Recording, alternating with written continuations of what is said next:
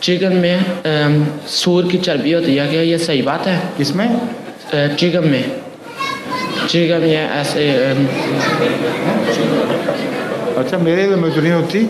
اس کی وجہ یہ ہے کہ آج کل جتنی بھی کمپنیاں ہیں قانون کے تابع پابند ہیں کہ اس چیز کے اندر جس کو وہ کھانے کے لیے بیچ رہی ہیں اس میں ہر چیز کی تفصیل بیان کریں۔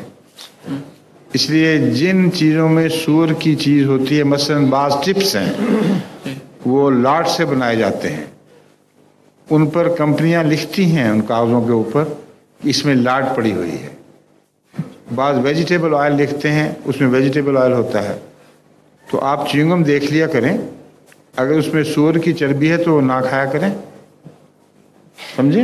سمجھا، ٹھیک۔ اس کے لفافے پر دیکھ لیا کریں کیا لکھا ہوا ہے۔ ٹھیک، جزاک اللہ۔